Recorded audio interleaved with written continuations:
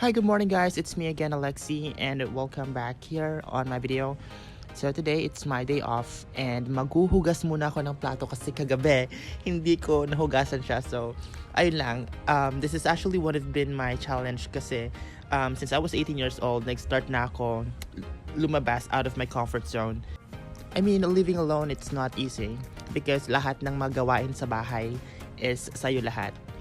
Sa'yo lahat ng gastusin, expenses, bills, and everything.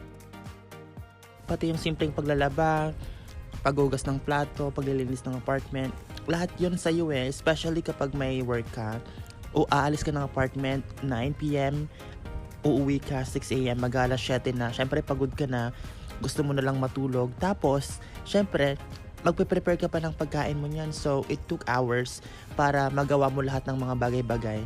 But, I'm actually happy that I was able to manage everything. Pero minsan, may natatambakan din ako ng mga gawain like yung mga labahin ko.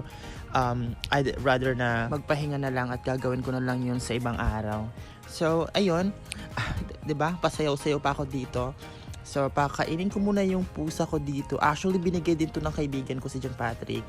Yung kapatid ko. By heart. So, yun. Papakainin ko muna tong pusa ko. Ito lang yung kasama ko sa bahay.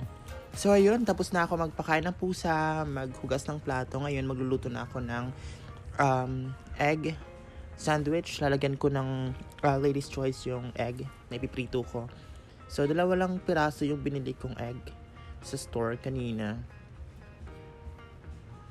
And then lalagyan ko yan ng, what do you call this? Paminta na durog. Ayan. Tapos, hahaluin ko lang para, syempre, haluin. Ayan, lalagyan ko siya ng konting Lady's Choice. Natutunan ko to nung nag-work pa ako dati sa KFC. Yung mga breakfast nila doon. So, yun. Papainitin ko lang yung pinagpiprituhan ko doon. Nilalagay ko na siya. Ayan, mabilis naman siya uminit actually. Dito din ako minsan nagluluto ng rice, mga ulam ko, ganyan. Pero meron din pa akong isang lutuan, pero hindi ko lang masyadong ginagamit. So now, magtitimpla na ako ng kape. Coffee ko black. Para maghapon tayong gising.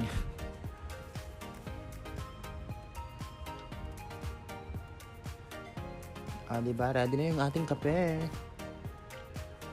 Ito sa apartment ko, mga Bex, wala ako actually table or upuan din.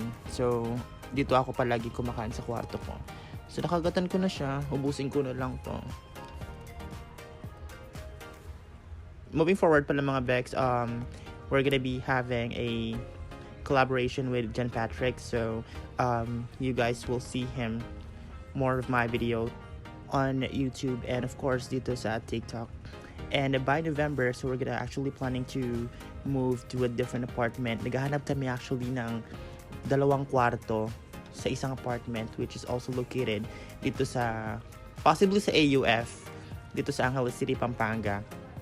Nandito na din ako sa Pampanga na magti 3 years na, I guess. Napunta lang ako dito sa Pampanga dahil sa trabaho. Okay, so that's pretty much about it guys. Thank you so much again for watching this video. And sa mga nakarelate yan, I know for sure, alam nyo tong mga eksena kapag nakatira tayo sa isang apartment at malayo tayo sa province natin. So anyway, thank you so much again for watching and I'll see you guys in the next one. Bye!